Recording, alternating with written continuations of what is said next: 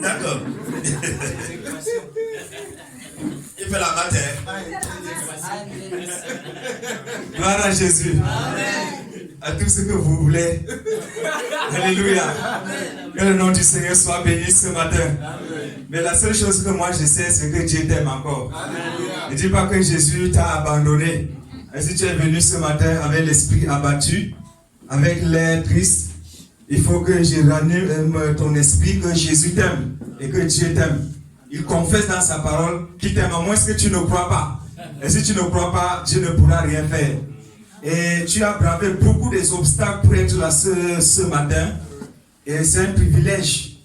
Frère, ce que tu as reçu aujourd'hui, je ne sais pas si un jour, si tu as manqué ça, tu peux te rattraper.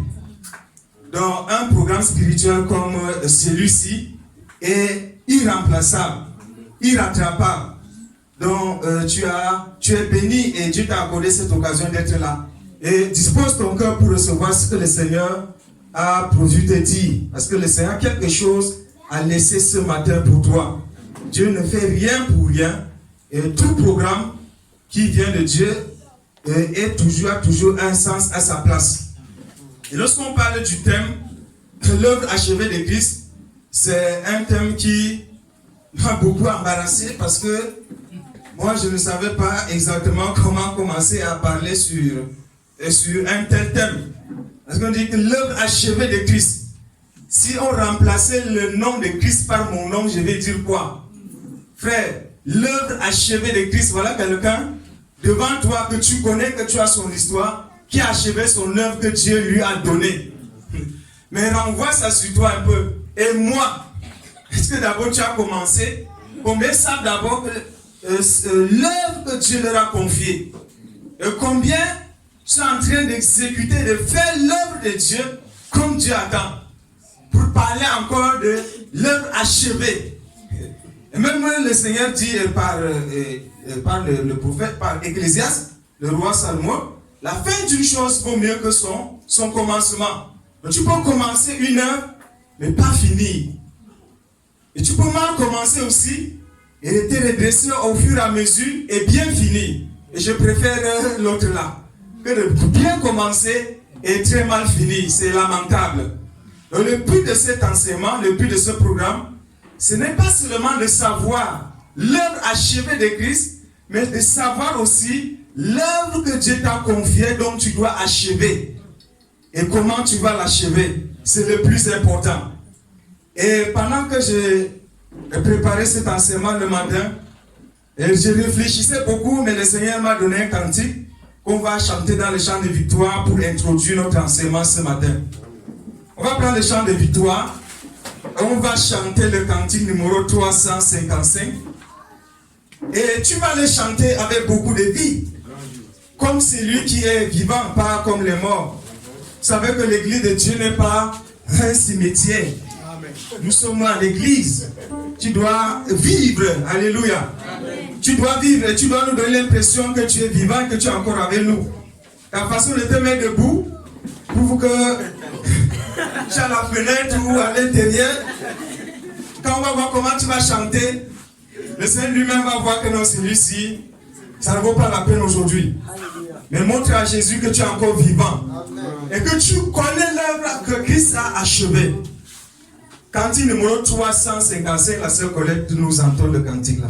Le grand jour s'est levé, de nos visité, voici le temps nouveau, chantons, gloire à la gloire, ce mois de Christ.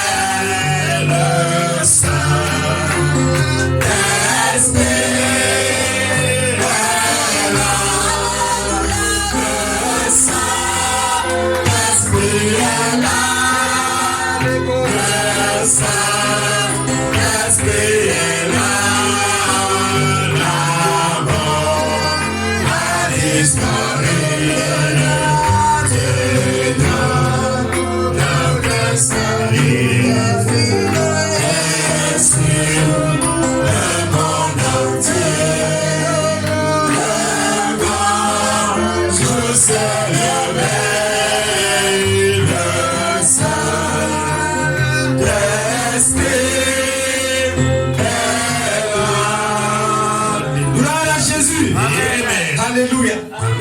La Bible ce cantique dit que tous les rachetés chantent leur liberté. Si tu es racheté par Christ, tu dois chanter ta liberté. Parce que Christ t'a libéré. Et pourquoi il dit? Car il a tout accompli. Jésus a tout accompli avant de partir. Il n'a rien laissé faire. Jésus n'a rien laissé pour dire que bon, c'est vous qui allez achever ça. Tout ce qui le concernait, depuis Genèse jusqu'à Zacharie, jusqu'à Malachie, Jésus a tout accompli. Pourquoi il dit, je ne suis pas venu pour abolir la loi, mais c'est pour pour l'accomplir. Bien-aimé dans le Seigneur, il est temps qu'on dise aux gens que Jésus libère. Et le Saint-Esprit, là où il se trouve, il y a la liberté, il y a la joie. Et même l'enfer va troubler, va être troublé et va trembler. Le monde entier est rempli de Dieu, de sa présence et de sa gloire. Et là où il n'y a que la parole de Dieu, en esprit et en vérité, c'est là que le Saint-Esprit agit seulement. Même pas que là où il y a Allah, là où il y a Bouddha. Et parfois même Jésus, bien qu'il a donné le pouvoir en son nom d'opérer toutes sortes de prodiges, à un certain moment, va se retirer et se cacher derrière son esprit. Là, il y a des gens qui font des miracles au nom de Jésus, ils soient guéris, ça ne se produit même pas. Ah oui, on a vu ça dans la Bible. Les gens qui essaient de chasser les démons au nom de Jésus, ça n'a pas marché.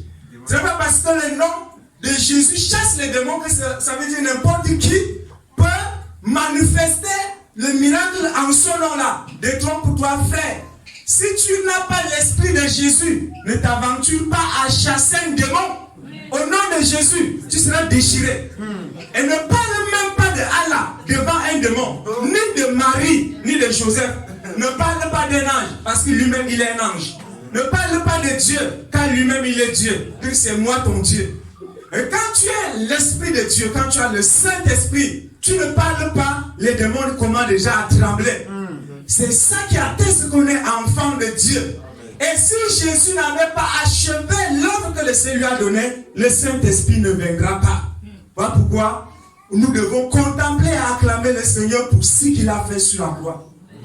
L'œuvre que le Seigneur a accomplie, frère, ça me fait peur. Ça me fait peur.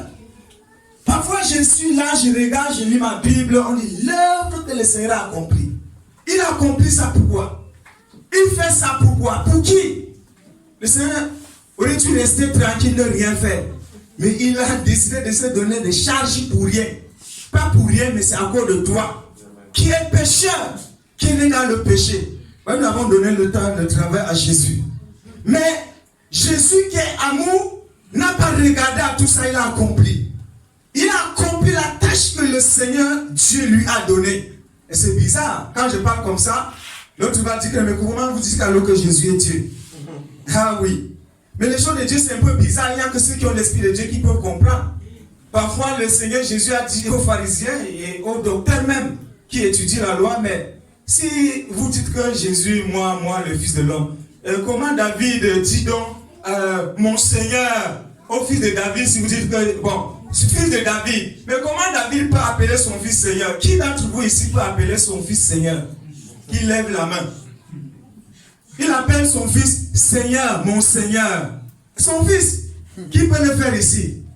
Jésus a dit, qui peut d'entre vous dire mon Seigneur à son fils qu'il a engendré? Personne. Mais David dit mon Seigneur. Mais vous dites fils de David. C'est la confusion.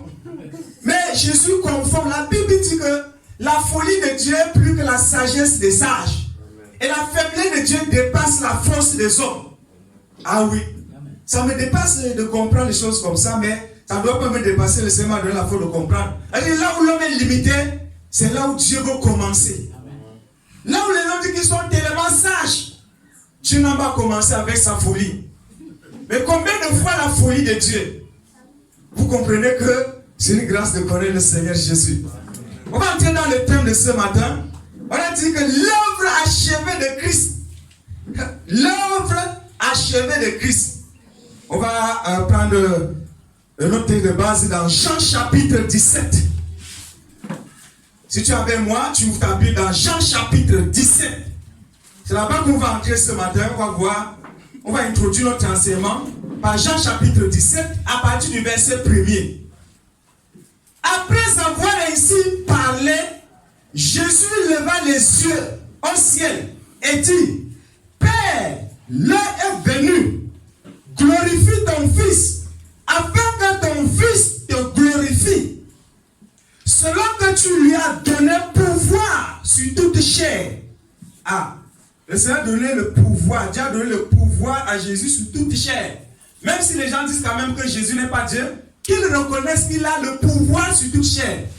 Que ce soit la chair d'un animal, que ce soit la chair d'un homme. Toi qui m'écoutes, où que tu te trouves, comprends une seule chose, Jésus a le plein pouvoir sur toi, que tu le veuilles ou pas. Enfin, tu ne peux pas dire que le sous-préfet n'a pas le pouvoir sur moi. Tu ne peux pas dire que le président de la République n'a pas le pouvoir sur moi. Tu es étudiant au Cameroun.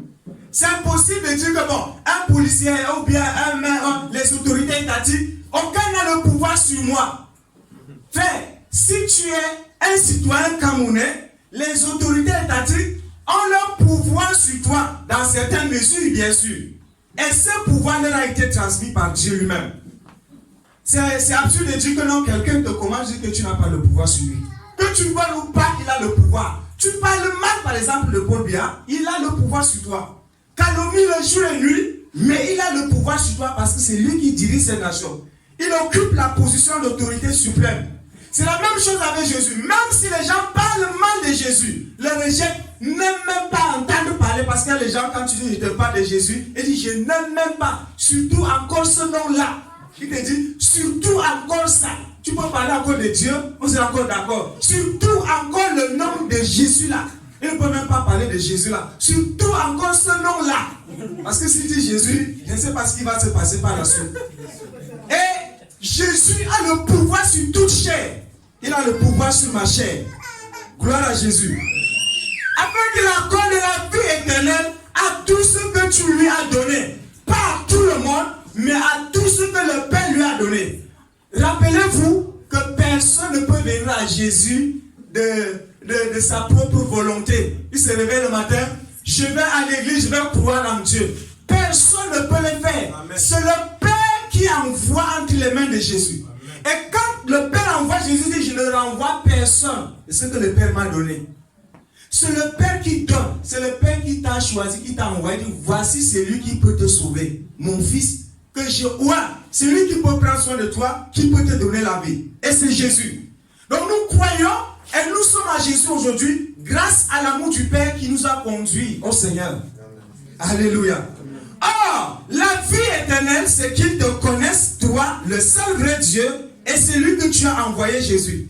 C'est la connaissance des Écritures qui est la vie éternelle. Voilà pourquoi tu es là ce matin. C'est impossible de dire que j'ai la vie et je connais Dieu, alors que tu ne connais pas les Écritures, tu ne connais pas Jésus, tu ne connais pas qui est le Père. Qui est le Père. Il dit ici, or, la vie éternelle, c'est qu'ils te connaissent, toi, le seul vrai Dieu, et celui que tu as envoyé, Jésus-Christ. Tu connais le seul vrai Dieu et tu ne connais pas Jésus. Est-ce que tu as la vie éternelle? Non. Tu connais Jésus. Tu ne connais pas le vrai Dieu. Est-ce que tu as la vie éternelle? Non. Tu dois connaître la personne du Père et la personne de Jésus, la personne de son esprit, du Saint-Esprit. C'est le jour-là que tu as la vie éternelle. Tous les autres jours, tu n'as pas la vie. Tu as la mort. Et tu as la mort. J'étais glorifié sur la terre. J'ai achevé l'œuvre que tu m'as donné à faire. Ah, Jésus confesse ici. J'ai achevé. Là, on va dire peut-être. Jésus dit, j'ai achevé l'œuvre que tu m'as donné à faire. Partout, frère, dans la Bible, Jésus dit, la volonté de mon Père, c'est-à-dire que ma nourriture est de faire la volonté de mon Père.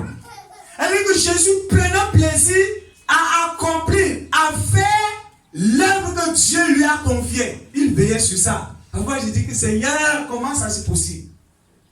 Il savait la faire en 3 ans et demi à peu près. Quelqu'un a fini ce que le Père lui a donné de faire. Vous comprenez que Jésus a travaillé. Il s'arrête là. C'est dans sa prière. Il dit, Père, écoute-moi bien. J'ai achevé. Quand il commençait par le commencement, on a cité ce matin, Jésus, quand il a pris le rouleau dans la synagogue, il a commencé à lire l'écriture qui le concernait. L'œuvre que le Seigneur a confiée, on avait cité ça ce matin, le pasteur a bien énuméré. Il avait le programme que le Seigneur a donné, le Père lui a donné. Il dit, voici ce à quoi je suis venu sur la terre. Jésus a fait ça. Il a accompli. Il partait partout. Il opérait des miracles. Il prêchait principalement. Il enseignait et il prêchait. Il faisait les deux. Jésus prêchait. Jésus, il enseignait. Jésus faisait les miracles. Jésus faisait les prodiges. Il faisait toutes ces choses-là. en présence de beaucoup de témoins, principalement ses disciples. Même des choses que tout le monde n'a pas vues. Les disciples, Jésus a fait des choses en leur présence pour servir de témoignage. Par exemple, la transfiguration. Personne, aucun des pharisiens n'a vu. Aucun des saints n'a vu. Il n'y avait que ceux qu'il a choisis qui ont vu ces révélations. Même quand Jésus s'est retiré avec ses disciples dans le jardin, personne que ses disciples voyaient ce qu'il était en train de faire. Donc mon frère, ma soeur, il faut comprendre ce matin que Jésus dit ici, j'ai achevé. Jésus avait la mission de prêcher aussi la parole. Il dit, j'ai prêché jusqu'à. Jésus a prêché jusqu'à qu'il a fini tout ce qui lui a été donné de prêcher. Il a enseigné tout ce que Dieu lui a donné d'enseigner. Les personnes qui devaient guérir, il les a guéris. Oui, il a dit, il faut que je fasse l'œuvre de mon Père quand il a encore jour. Il faut que je le fasse rapidement. Il avait oublié son Père pour aller à Samarie prêcher, pour parler à la Samaritaine. Bien aimé, Jésus a accompli tout ce que le Père lui a donné. Il connaissait ce qu'il doit faire, il a accompli. Quand je parle comme ça, je veux parler de toi et de moi, frère. C'est autre chose de connaître ce que Jésus a accompli. Lorsque tu comprends exactement tout ce que Jésus a accompli, pour toi, tu seras sauvé.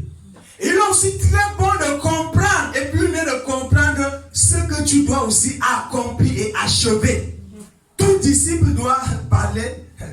Voilà pourquoi les mots bizarres là, parfois je m'inquiète sur ça.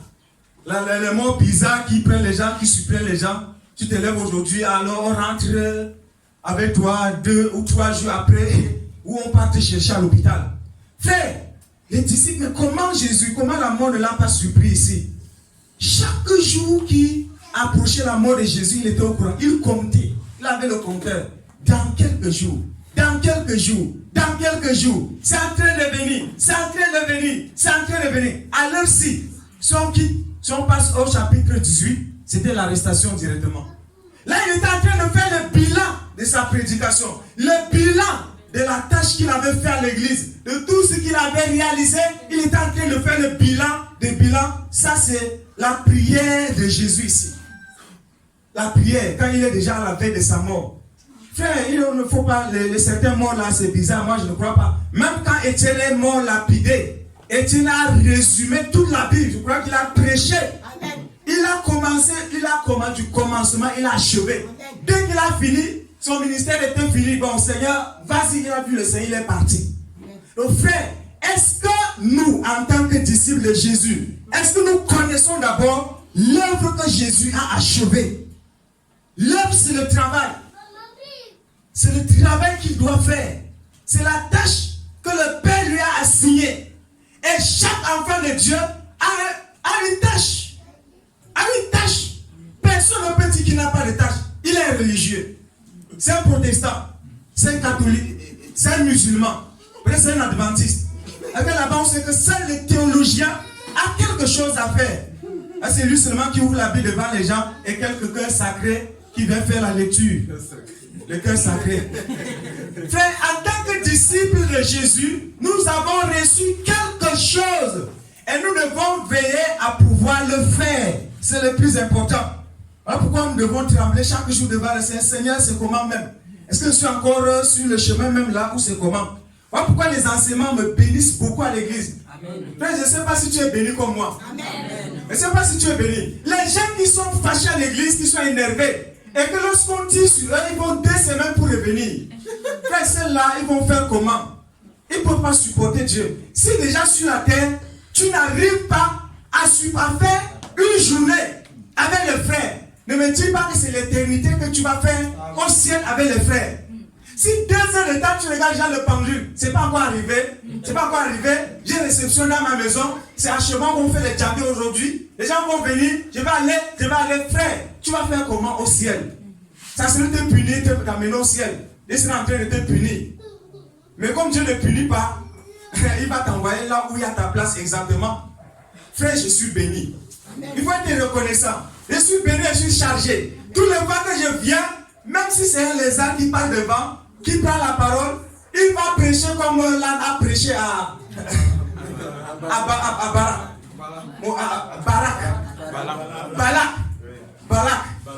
Balaam, c'est Balaam. C'est Balaam, non? Le faux prophète. Alléluia. Donc celui qui a enseigné à Balak à tendre les pierres d'achoppement aux enfants d'Israël pour qu'ils tombent dans le péché. Frère, dans l'église de Dieu, c'est un endroit de bénédiction. Donc je suis béni à tout moment. Principalement ce matin, et pour cette retraite, je suis béni parce que quand je me découvre quelque part dans l'enseignement, Seigneur, si je n'étais pas là, je vais faire comment? C'est en train d'accumuler encore d'autres péchés graves que ça sur moi. Mais gloire à Jésus parce que je suis là, j'ai écouté. Il faut que je change le plus tôt possible. C'est ça la foi, frère. Donc il ne faut pas détester être là dans la présence de Dieu. Puis quand tu es dans l'assemblée de vérité, c'est pas n'importe où. Tu n'es pas n'importe où. Tu n'es pas n'importe où. La façon dont le Seigneur nous tranche et nous parle ici, nous comprenons que nous ne sommes pas n'importe où et nous devons veiller aussi. Frère, j'étais glorifié sur la terre. J'ai achevé l'œuvre que tu m'as donné à faire. Jésus veillait à glorifier son Père. Que glorifies-tu sur la terre? Tu glorifies ta chair? Tu glorifies quoi? Qu'est-ce que tu es en train de glorifier, ma soeur, mon frère? Jésus sur la terre, en tant que Dieu, étant Dieu, la Bible dit qu'il n'a même pas arraché, il n'arrachait même pas le titre de Dieu là, comme c'était un prestige, comme certaines personnes. Il ne se disait pas que je suis Dieu, je viens au nom de Dieu vous parler. En toute chose, il mettait son Père devant. Et même dans les miracles que Jésus accomplissait, ça fait que le monde sache que le doigt de Dieu est à l'œuvre. Et le Père était glorifié. Et ça m'étonnait, ça me touchait toutes les fois. Quand Jésus opérait les miracles, le monde même donnait gloire à Dieu. Gloire à Jésus. Et la crainte de Dieu saisissait les cœurs. On dit que Dieu nous a visités comme ce cantique-là. Voilà, Dieu nous a visités. Pourquoi? Parce que Christ a tout accompli. Nous avons vu la victoire. Nous avons vu l'amour de Dieu se manifester dans notre vie. Mais nous, qui est-ce que tu glorifies? Ta chair, ta propre vie, ta propre personne. Vous savez, aujourd'hui, quand quelqu'un cherche sa propre gloire, ça ne signe pas. Il sera d'abord un orgueilleux. Oui, celui qui cherche sa gloire sera un orgueilleux. Quand on lui dit la vérité, il s'oppose. Il veut se passer devant. Il veut se faire voir. Il veut qu'on le connaisse. Il veut qu'on parle de lui. Comme beaucoup le font aujourd'hui. Il veut qu'à l'église, c'est eux qui seulement qui seront glorifiés. Oh non, frère, à l'église, seul Jésus est glorifié. Amen. Pas deux. Le Saint-Esprit en nous amène à glorifier Jésus. Quel que soit ce qui nous arrive, la Bible dit, c'est pour la gloire de Jésus. Quand nous tape, que nous avons faim, que nous n'avons pas mangé ou que nous avons mangé, c'est pour la gloire de Dieu. Que je travaille, que je ne travaille pas, on doit voir la gloire de Dieu dans tout ce que je fais. Non, aujourd'hui, je veux qu'on voit, c'est ma gloire. Je veux me faire voir, je veux aussi me montrer que je ne suis pas aussi n'importe qui. Je ne suis pas n'importe qui. Qu'on sache que le Dieu que je sais là, c'est le Dieu puissant. On veut se faire voir, on se prêche même, on prêche sur ses exploits, on prêche sur sa parole, sur son travail, sur son argent. On connaît, il parle sur son compte là-bas, il voyage, le nombre de fois qu'il a voyagé, il dit ça à l'église, sur le pupitre, frère, c'est honteux quand même. Il dit sur le pupitre de Dieu que j'ai voyagé, j'étais ici, on m'a reçu dans l'hôtel au Canada, et il y avait vu telle personne, j'ai salué le président. C'est honteux de raconter les choses comme ça dans l'église de Dieu. Quand Satan même dehors, c'est lui qui a déjà visité toute la terre. Toi, tu n'étais pas à côté ici. Lui, il connaissait même au fond du village, Satan connaît. Même, on appelle ça quoi? La Maison Blanche là. Partout en Suisse, la terre, dans la mer, c'est là-bas même son habitation. Satan a parcouru toute la terre depuis le temps de Job. Jusqu'à aujourd'hui, il parcourt encore. Lui, il va faire comment? Il va dire quoi? Dieu va le recevoir plus que toi parce que lui connaît déjà toute la terre. Frère, non, ce n'est pas les choses de ce monde-ci. Il y a des gens, quand ils sont passés quelque part, on doit remarquer qu'ils sont passés quelque part. Ils cherchent à se donner la gloire. Jésus était Dieu, frère, mais quand il agissait, ça me touchait. Il agissait comme un simple homme. Parfois, il prend l'épée de ses disciples et il a. Dieu. Vous pouvez imaginer que Dieu là, pourquoi parfois les musulmans sont dépassés quand on dit que Jésus est Dieu. Parce que la façon de Jésus de faire ne prouve pas vraiment qu'il était Dieu. Il était comme un simple serviteur. Qui est ce Dieu qui vient laver les pieds des hommes? Il lave. Dans les mains, il lave. Dans la tête, il lave. Il lave tout. Pas une personne, mais 12. Frère, vous savez, la façon de Jésus, c'était de glorifier son Père. Il s'est effacé. Et parce qu'il a fait ça, il a dit ici, Père, mon Dieu, j'étais déjà glorifié. Glorifie ton Fils aussi. Ici, Jésus a dit, j'ai achevé l'œuvre que tu m'as donnée. Je m'arrête là. Est-ce que la mort de Jésus n'était pas aussi une œuvre achevée, accomplie? Supposons, frère, entre nous. Parce que si on lit légèrement les Écritures, comme le pasteur nous a dit ce matin, on sera dans la confusion. Supposons à cette heure-ci, Jésus disparaît dans la nature, part au ciel. Quelqu'un serait-il sauvé sur la terre? Non.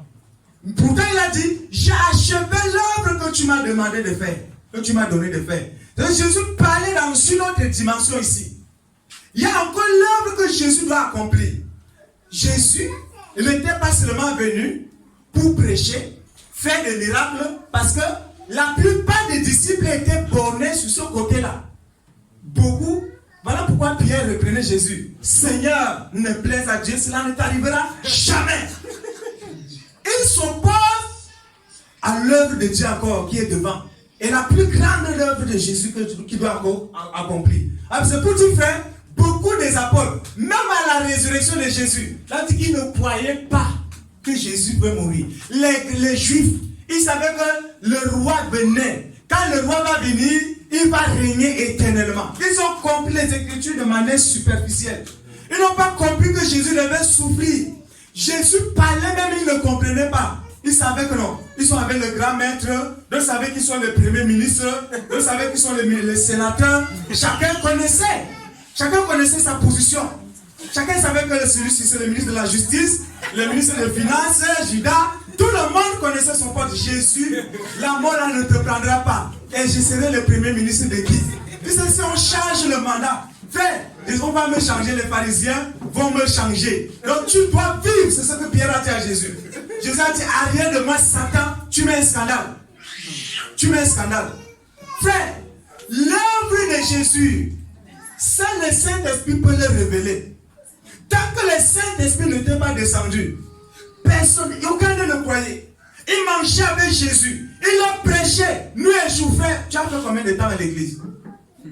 Tu as déjà fait combien? Peut-être pour toi c'est 1 an. Tu es en train de dire 6 mois. Tu es en train de dire 2 ans. Pour toi c'est 3 ans. Pour toi c'est 5 ans. Autant mieux que tu as fait des années là. Mais comprends les disciples. Comme ils ont fait 6 mois avec Jésus là. Les 6 mois là. Je ne sais pas s'ils ont passé une journée sans voir Jésus. Tous les jours, partout où Jésus partait, ils étaient là. Jésus n'avait pas autre chose que de faire la volonté de son Père. Et les disciples étaient là tous les jours, voyez. Ils voyaient les miracles. Ils écoutaient toutes les paroles de Dieu. Toi, tu viens seulement 1 fois, 3 fois par semaine pour faire 2 heures de temps. Après, tu rentres chez toi. Et tu manques parfois même. Frère, un disciple de Jésus ici, qui a fait 1 mois avec Jésus, ça fait 1 an avec toi. 3 ans même. 3 ans. Vous comprenez, avec tout ça, ils n'avaient pas compris que Jésus devait encore accomplir une autre œuvre plus excellente que celle-ci. Prêcher sur une autre chose. On peut prêcher jusqu'à transpirer, frère. Si le sang de Jésus n'entre pas en scène, il n'y a rien. Il n'y a pas de salut. Il n'y a pas de pardon de péché sans aspersion de sang. Tous les enseignements que Jésus avait donnés seraient jetés en bouche tant qu'il n'était pas mort. Personne ne croirait en Dieu. Personne ne croirait en Jésus. La foi serait vaine de l'autre côté. Et si Jésus est resté éternellement, nous, Camerounais, nous sommes encore restés dans nos péchés. Oui, il a fait 3 ans là-bas. C'est à peine qu'il partait à Samarie. C'est à peine qu'il partait à gauche, à droite. Il n'était que là. Frère, aussi longtemps que Jésus n'était pas mort, on avait chanté ce cantique. J'avais aimé ce cantique. Voilà pourquoi l'Esprit de Dieu m'a donné ça le matin. Christ a tout accompli en donnant le Saint-Esprit. Tant que l'Esprit de Dieu n'était pas venu, la foi, on parlera de ça en Israël. Si tu veux croire, tu parles là-bas. Comme l'évêque éthiopien. Il était parti, on l'a baptisé, il est rentré. Heureusement, comme le Saint-Esprit était déjà sur terre, il est rentré avec l'Esprit de Christ. Vous voyez déjà que l'évangile était en Afrique avant les Blancs, avant les catholiques. L'évangile était déjà là. Parce que quand tu ne lis pas les Écritures, on te dit que c'est l'église catholique et l'église mère. C'est eux qui ont apporté l'évangile. Non, l'évangile, c'est la chose des Blancs. C'est la chose des Blancs. Est-ce que l'évangile, vraiment, c'est la chose des Blancs? Non. Ils ne connaissent pas l'évangile. Ils ont raison en partie parce que si on parle de catholicisme, c'est la chose des Blancs. Je suis d'accord. Si on parle de protestants, on parle même des musulmans. C'est la chose des Blancs. Des Arabes, c'est la vérité. Si on parle des témoins de Jéhovah, c'est la chose des Blancs. Si on parle des autres choses, oui, c'est la chose des Blancs. Mais si on parle de l'évangile, frère, ce n'est pas la chose des Blancs. C'est la chose de Dieu. Amen. Et Dieu n'est pas dans la race. Amen. Dieu ne connaît pas que celle-ci est brune un peu, celle-ci est un peu noire, celle-ci est... C'est vous qui appelez blanc devant Dieu, il n'y a pas de blanc. Sur la terre, il n'y a pas un homme blanc même. Il n'y a pas un homme blanc sur la terre. Parfois, les gens, Dieu est confus quand on parle de blanc, les blancs. Vous attribuez une couleur aux gens, la couleur qu'ils n'ont pas. Qui t'a dit qu'il y a le blanc? Il n'y a aucun blanc. Le noir même, il n'y a pas. Le noir. Cherchez, voilà papa Jean qui est habillé en costume noir. Regardez une race qui a la couleur là. Oui frère. Il n'y a pas. On dit que non, c'est les noirs.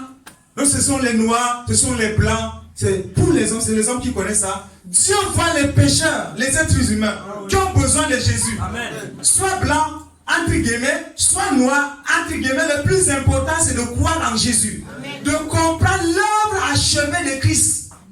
L'œuvre que Jésus a accomplie sur la croix. C'est là-bas que moi je vais m'attarder. Parce que c'est une autre chose toujours de prêcher. Parce que malgré la prédication de Jésus, le jour où il partait à la croix, personne ne croyait en Dieu. Personne. Même le plus fidèle à Jésus a renoncé le jour-là. Personne ne croyait. Les autres ont fui. Tout le monde restait à l'écart. Ils se cachaient là pour voir comment ça se passait. Et c'est le plus courageux là après, une fille là traumatisée. Il a renoncé Dieu. Quand Jésus partait à la croix, personne ne croyait sur la terre. Tout le monde a renoncé. Jésus était resté lui seul et son Père. Frère, tant que l'Esprit de Dieu n'était pas venu sur la terre, la foi véritable, on peut dire que j'ai la foi, frère, on peut dire la foi parce qu'on a bien mangé. On dit que la foi parce que tout semblerait être bien dans notre vie. Parce qu'on a obtenu quelque chose qu'on aimait, qu'on convoitait. Seigneur, je crois, je t'aime.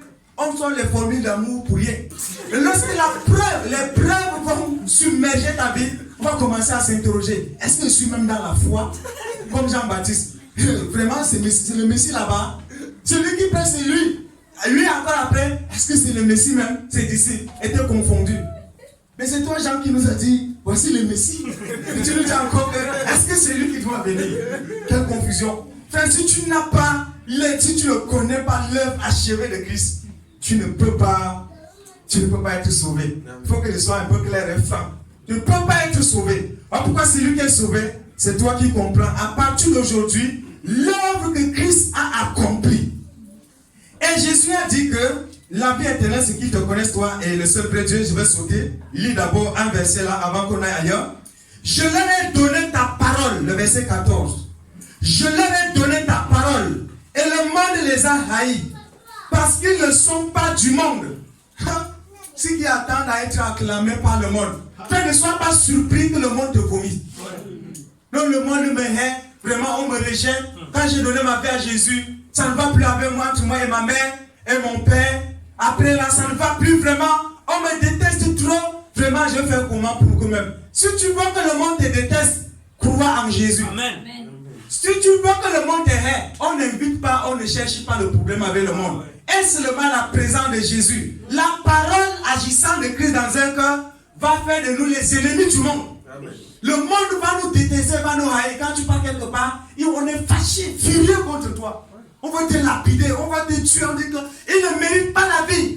On te lui la vie. Cet individu, c'est lui qui t'a engendré. Il dit que tuez-le. Tu es la première personne à jeter la pierre sur toi. À cause de quoi? À cause de Jésus. Donc ceux qui attendent l'acclamation, les éloges, bienvenue avec Jésus dans notre famille. Vraiment, tu étais où depuis? Tu ne nous as pas apporté Jésus là, comment depuis? Frère, tu te trompes. Jamais. Si tu me sens te dire ça, je vais je doute sur ta foi. Ce n'est pas Jésus que tu as apporté. Tu es venu avec un autre Jésus. Peut-être c'est par Jésus. Le Jésus qui s'oppose à nos traditions, à nos coutumes, un Jésus si radical, un Jésus qui dévoile les œuvres secrètes des hommes. On t'acclame, on te dit que bienvenue avec Jésus sur nous. Tu es le pasteur de notre maison. Non, c'est tu dois t'imposer. Il dit, parce qu'ils ne sont pas du monde, comme moi je ne suis pas du monde. Jésus dit que je vous ai donné la parole. Tu as donné la parole à Jésus. Comme il est venu donner cette parole. Si Jésus n'avait pas donné cette parole, on devait enseigner quoi aujourd'hui? Qu'est-ce qu'on devait enseigner? Chacun doit enseigner. On serait peut-être dans les djangis, nous serons dans le grand dialogue national, certainement. Qui a le bilan de. Comment s'est passé le bilan de dialogue national? On prend un peu de temps, on commente ça un peu. Après, on essaie de voir l'affaire. Bon, de Dieu là où était Dieu impliqué à l'intérieur, on parle un peu. Et puis, on essaie de voir, bon, vraiment, il est bon qu'on est d'accord avec ces gens-là. Parce qu'on ne connaît pas Dieu, on n'a pas les Écritures. Frère, mais parce que nous avons les Écritures, on n'a même pas le temps. On ne connaît pas quand est-ce que ça commence, quand est-ce que ça finit. Amen. On n'est même pas au courant de ça. C'est un dialogue qui n'intéresse pas un enfant de Dieu. Amen. Il a 35 degrés, il dort, il rompt. Quand tu me poses les pareilles questions sur la route, je te dis, est-ce que tu connais Jésus? On fait le dialogue spirituel un peu. Si tu es un enfant de Dieu. Le dialogue national. La nation a un dialogue. Frère, c'est la folie pour rien. Nous avons le dialogue spirituel. Amen. L'œuvre achevée de Christ. C'est ça le dialogue. Ah, ouais. S'il parlait, est-ce qu'il pouvait parler de ça, frère? Est-ce qu'on pouvait ouvrir la Bible là-bas? Ça sera la kamikaze. Ça sera la kamikaze. Les gandoras seront brûlés. Les versets seront envolés partout. Parce qu'ils ne connaissent pas Dieu. Et la Bible va vraiment prendre feu là-bas. Le monde peut parler de tout, mais sauf contre le péché. Oui, tu peux être un docteur à n'importe quoi, mais quand on parle de péché, tu dois te taire. Quand on parle de Dieu, tu dois fermer ta bouche. Oui, quand on parle vraiment de la vérité, tu te tais, tu prends la deuxième place. Et tu faut écouter. L'œuvre achevée de Christ.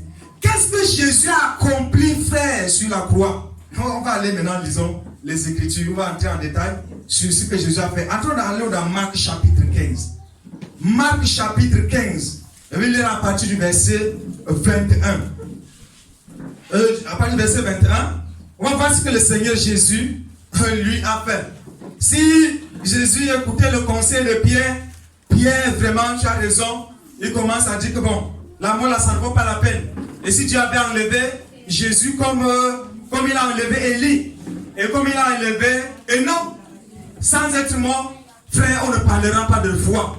Personne ne croirait en Dieu. Moi, je dis souvent, je crois en Jésus parce qu'il était mort, il est ressuscité. Si Jésus était mort et resté dans la tombe comme moi-même, je ne croirais pas en lui. Jamais. Soyons d'accord. Ce n'est pas parce que c'est Jésus qui avait dit, même s'il n'était pas mort, je vais croire en lui. Il faut être vrai. Si Jésus restait dans la tombe, comment je vais croire en lui? Qui va me recevoir? Pourquoi je ne crois pas aux morts? Je ne crois pas au culte des crânes, des ancêtres. L'ancêtre a dit ceci, je piétine, je passe sur ça. Amen. Parce que je sais que l'ancêtre n'a pas de pouvoir. Après sa mort sur la terre, il n'a plus rien à voir avec ce qui se passe sous le soleil. C'est ce que les Écritures disent. Amen. Quand ils sont morts, ils sont morts. Marie est morte, elle est morte, on l'a enterrée. Voilà pourquoi je ne peux pas la prier. Frère, c'est quand tu es vivant, prie Dieu toi-même. Amen. Tu pries quelqu'un qui est mort. S'il était puissant, comme Jésus, il devait ressusciter. Ah ouais. Tu devais prier la personne. Mais il est mort même à cause d'un pauvre palu comme ça. Tu parles plus, c'est le moustique qui l'a tué. Tu vas consulter son frère pour qu'il me guérisse du sida, de l'hépatie, pour qu'il me protège des démons. C'est le moustique qui l'a tué. Une maladie qui mérite d'être soignée avec 1000 francs. Il est mort. À cause de la galère, mais tu vas chercher son crâne pour qu'il te donne les millions. Vois comment les hommes sont ridiculisés. Il va dans les cabanes, la chambre, frère, vraiment. Et le cerveau, au moins, dans votre tête, et vous quittez derrière ces choses-là. Si tu es fâché quand on parle contre ces choses, ça veut dire que tu es encore dedans. Amen. Amen. Donc Jésus, je crois en lui parce que il est mort et il est ressuscité avec beaucoup beaucoup de preuves à l'appui. Il dit que l'esprit n'a pas de chair. Thomas vient touche. Thomas a touché, quand Thomas a touché, j'étais avec, c'est comme si moi j'ai touché même. Il dit que la paix c'est vrai. Parce qu'au départ je ne croyais pas. Au départ, quand j'étais païen, je lisais quelque part la Bible. Il dit que Jésus est ressuscité. Moi je croyais que c'est la résurrection spirituelle, c'est l'esprit, comme on rêve aussi avec n'importe qui. Non, je ne comprenais pas ça. C'est comme les témoins des Jéhovah. C'est la résurrection authentique.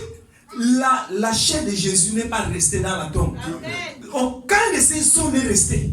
Frère, c'est les os là. La chair là, qui était pour les mains sur lesquelles on a pointé, le col là, qui ont reçu le fouet. C'est ça qui est revenu à la vie. C'est ça que Dieu lui a donné la vie. Ce n'est pas son esprit qui est monté par derrière la tombe pour aller au ciel, pour revenir et le cadavre est resté là-bas. Non, comme beaucoup d'autres aujourd'hui. Il n'y a pas le crâne de Jésus quelque part. Il n'y a pas. Jésus est ressuscité comme on l'a enterré. Il est sorti comme glorieux, transformé par l'Esprit de Dieu. Dieu est capable de tout faire, nos frères. Qu'est-ce qui est impossible à Dieu?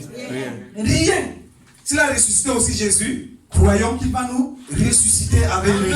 Voilà pourquoi je crois en Jésus, parce que même quand demain, après-demain, je serai quelque part, je vais ressusciter par la foi en Jésus. Dieu va me ressusciter comme il a fait avec Jésus. Et Seigneur, ce que tu as fait avec Jésus, tu vas faire avec moi. Je vais ressusciter. Voilà pourquoi un chrétien n'a pas peur de la mort. Un chrétien n'a pas peur quand on parle de la caisse ou de la morgue. Quand on parle de toutes ces choses-là, le chrétien voit déjà Jésus. Il est pressé pour partir. Il n'a pas peur de ça. Parce qu'il a l'assurance, il a l'espérance en lui. Voilà la différence entre la foi et la religion. Un chrétien a l'espérance.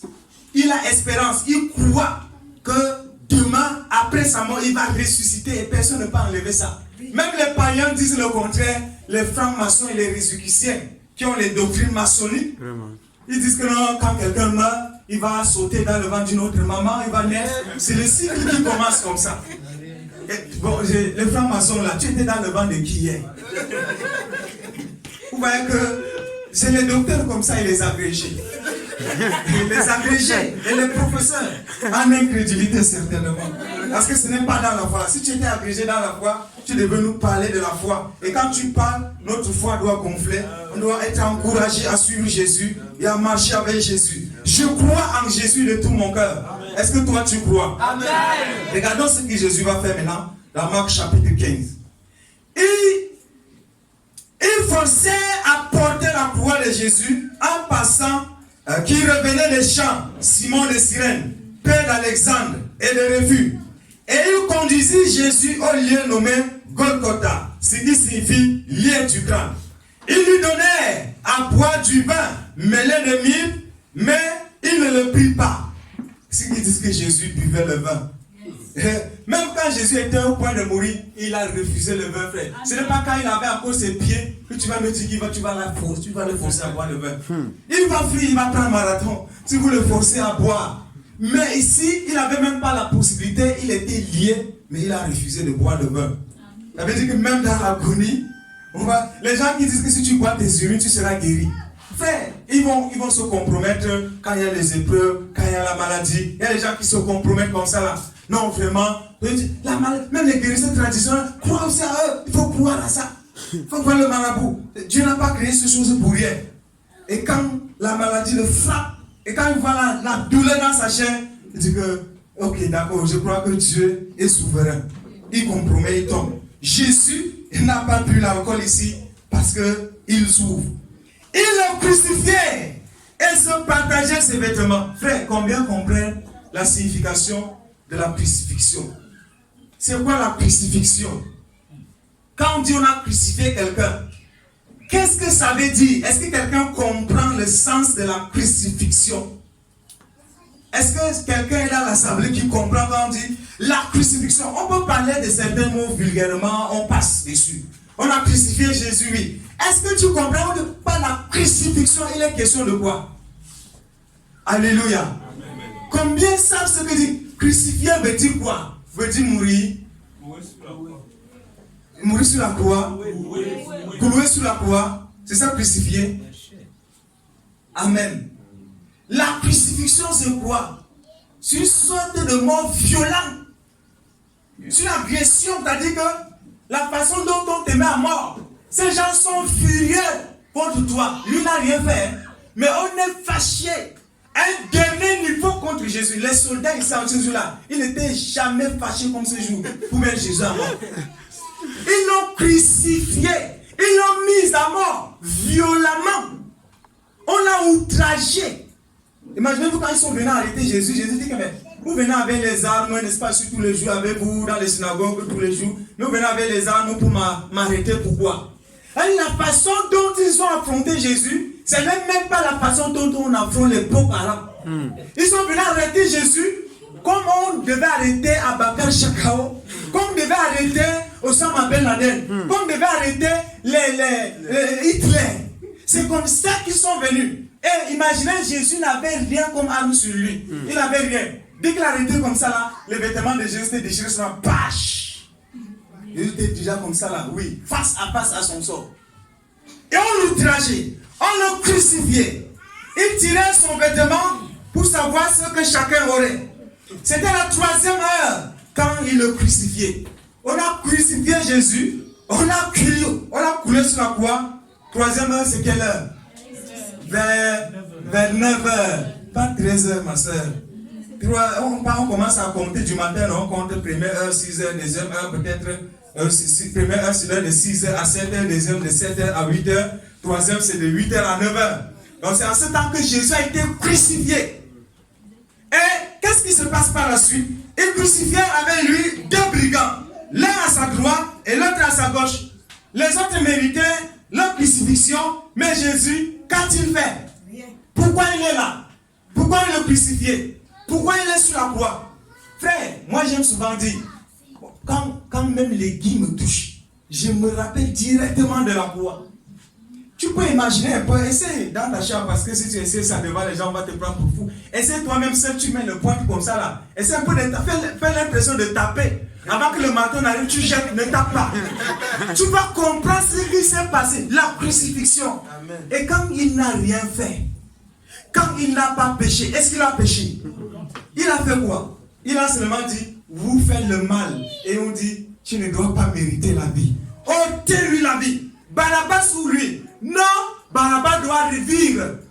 La vie n'est pas bonne s'il n'y a pas de bandits. S'il n'y a pas Mokole Lobby, Yaoundé ne sera pas bon. Il faut qu'il y ait des bandits qui arrachent les sacs encore. Il faut qu'il y ait des Barabbas. Il faut ces gens-là. Mais celui-ci, il nous dérange avec les églises. Crucifiez-le. Crucifiez-le. Ah oui. On dit, l'apôtre Pierre dit, pourquoi voulez-vous que je le crucifie? Comprends ce qu'on te dit. Crucifie-nous ce monsieur. Est-ce que tu ne comprends pas, Pilate? Tu ne crucifies pas, tu ne dois plus régner sur nous. Et vous savez, les autorités sont prêtes pour garder leur place. Ils sont prêts pour garder leur place, leur position. Même pour vendre leurs enfants, ils peuvent le vendre à balle pour garder leur position. Puis il a dit que le sang de ces justes tombe alors sur vous. C'est quoi ça? Et ils disent aussi que ça tombe sur nous. On ne doit pas le voir. Il doit mourir. Nous devons voir Jésus mourir. Et il le verrait. Ainsi fut accompli ce que dit l'Écriture. Il a été mis au nom des malfaiteurs. Imaginez, comme le pasteur disait tantôt, tu te retrouves en prison. L'autre là a volé des millions. L'autre là a commis l'adultère. L'autre là a détourné le fonds public. L'autre là a cassé la boutique à Mokolo. L'autre là on prend pris dans la banque. L'autre là il a encore des scandales. Chacun avait ce problème. Mais toi on t'a ramassé sur la route. Tu étais sorti, tu dis à tes enfants, je reviens, hein. Mais tu te retrouves en cellule avec eux. Frère, tu es là pour faire quoi? Chacun te dit que j'ai détourné des millions. Chacun te dit que j'ai cassé la boutique. Mais toi, tu es là pour faire quoi? Je ne sais même pas. Je ne connais pas ce que j'ai fait. J'ai seulement parlé de Jésus et on m'a arrêté, on m'a amené ici. Gloire à Dieu si on est en prison. Si c'est pour ça qu'on est en prison, gloire à Jésus. Amen. Gloire à Jésus pour ça. En fait, Jésus était parmi les malfaiteurs, les bandits. On déclare avec les bandits. Voilà les bandits, voilà celui-là, le fumeur là, voilà, fumeur de chanvre là. Il était au milieu. Voilà comment on a outragé Jésus. Voilà comment on l'a méprisé, le Dieu glorieux. Les passants l'injuriaient et secouaient la tête en disant, hey, toi qui détruis le temple et qui le rebâtis en 3 jours. Vous savez, Quand on ne connaît pas Dieu, quand la parole de Dieu dit quelque chose, on comprend autre chose derrière celle-là que la pensée de Dieu. Est-ce que Jésus avait parlé de rebâtir le temple physique? Non. Il n'avait jamais dit ça. Il ne comprenait pas que Jésus parlait de son corps qui est le temple de Dieu, l'habitation de Dieu sur terre, en plénitude de l'Esprit de Dieu. Si vous me tuez, en 3 jours, je reviendrai à la vie. Voilà ce que Jésus a dit. Mais est-ce qu'ils comprennent? Les yeux, c'est sur les choses de ce monde ici. Il va détruire notre temple. On va faire comment? On va faire comment? Celui-ci est maintenant pire que les Romains. On croyait que nous avons reçu un roi, mais c'est quelqu'un qui va détruire notre temple. C'est vraiment un roi ici. Tuons-le. Quand Jésus était sur la croix, on va voir la sœur Anglise là qui dit que il a Jésus. On va voir maintenant. On va voir ton Jésus. On va voir ton Dieu. Sauve-toi même en descendant de la croix. Les principaux sacrificateurs, d'autres disent, et nous croirons. Dans d'autres versions, dans Matthieu dit, si tu descends de la croix maintenant, on va croire. Ils ne croiront pas. Il est même sorti de la tombe. Est-ce qu'ils ont cru? La croix et la tombe, qu'est-ce qui était plus compliqué, frère? La tombe. Qu'est-ce qui était plus compliqué? La tombe. Quand Jésus est sorti de la tombe, ils ont dit, c'est un menteur. Ils ne croient pas. Ceux qui disent qu'on doit voir Dieu avant de croire, c'est des gens destinés à ne pas croire. C'est des gens qui ne croiraient jamais. Si tu n'as pas cru aux Écritures, tu ne croiras pas au miracle, tu ne croiras pas quand tu verras Dieu face à face. Dieu a prêché à Caïn.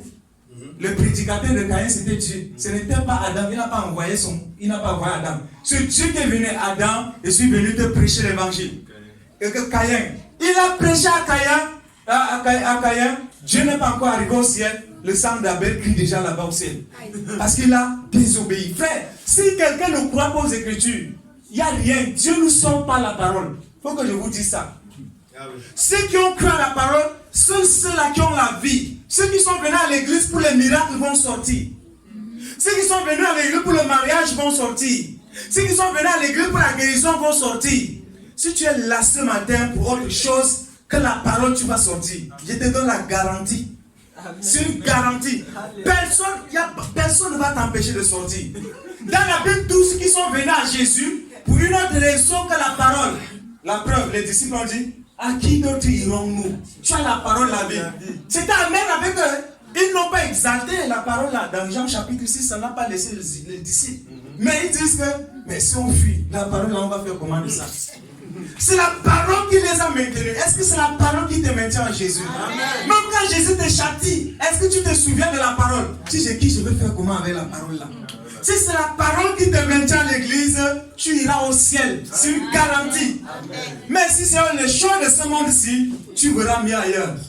Les miracles, tu les verras. Un temps viendra, même ici, là, ça va chauffer, les yeux vont chauffer. Il y a des moments où il y a un temps pour toutes choses, dit la Bible. Un temps peut-être pour faire les miracles, un temps pour chauffer l'esprit des gens. Un temps pour fouetter, un temps pour corriger, un temps pour bâtir, un temps pour enseigner, un temps pour guérir, un temps pour prophétiser, un temps de la bénédiction. Chaque chose a son temps. Mais les gens qui veulent que la bénédiction, les gens qui veulent entendre qu'on parle des choses de ce monde, qu'on a déjà vu dans sa vie, qu'on a déjà vu son mari, qu'on a déjà vu son visa, qu'on a déjà vu son travail, c'est ça qu'ils aiment entendre. Frère, si tu aimes entendre ça, je suis désolé. Tu vas partir. On va parler sur la croix, sur la chair. Tu seras parmi les premiers à dire Jésus est un vampire.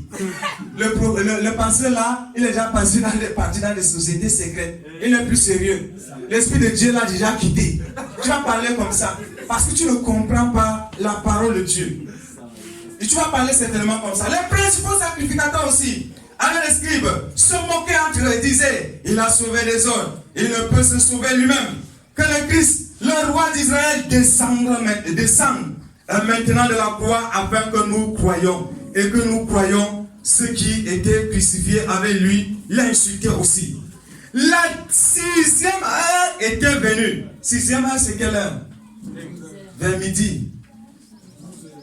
Midi, c'est ça, non? Vers 12 heures. 6e heure, c'est midi. C'est midi. 6e heure. Il a déjà fait combien de temps sur la croix ici? 3 heures. Frère, avec le point comme ça là. C'est le prix qui m'a piqué hier au pied. Ça m'a dérangé jusqu'à. Quelqu'un fait 3 heures déjà. Comme ça là. Le sang ne fait que couler. L'œuvre de Jésus. De Jésus, l'amour, de la grâce de Dieu. Jésus est amour. Frère, Qui peut accepter une telle souffrance? Ça veut dire qu'une petite blessure peut te vider de ton sang. Un ici, un ici, un ici. On attache. Non. Et jusqu'à midi, depuis 9 heures, 3 heures de temps, il y a eu des ténèbres sur toute la terre. Jusqu'à la 9e heure. 9e heure, il était encore sur la croix. 6 heures de temps. Je ne suis pas sûr qu'avant que Jésus ne meure, qu'une goutte de sang est restée dans son corps. Je ne sais pas. Je ne sais pas. Et les gens de pointe là, ce n'étaient pas les pointes que nous. Ce n'est pas n'importe quel point qui peut fixer l'homme sur le bois. Hein. L'homme pèse. Et Jésus, c'est un jeune homme. Jésus n'était pas un n'importe quoi. Il était jeune. Il était dans l'âge vraiment où l'homme devait poser la force. Un jeune lion. Un jeune lion de la tribu de Juda. Il pouvait peser dans les 75 et 80 kilos. Il était bien. C'est en ce temps-là qu'on l'a frappé. C'est l'agneau de Dieu. C'est à ce moment que l'homme brille dans sa vigueur. C'est à ce moment que quand on te voit, non, il est passé vraiment de l'adolescence à l'âge adulte. Il n'est pas encore arrivé à la vieillesse. Il est vraiment, le jeune homme l'a passé.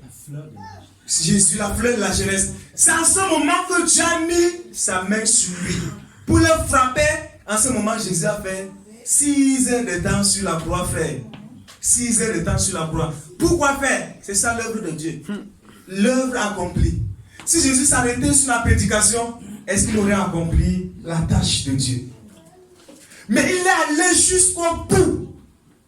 Et à la 9e heure, Jésus s'écria d'une voix forte: Eloi, Eloi, lama sabachthani. Ce qui signifie: mon Dieu, pourquoi m'as-tu abandonné? Voilà le cri d'un péché sur la croix ici.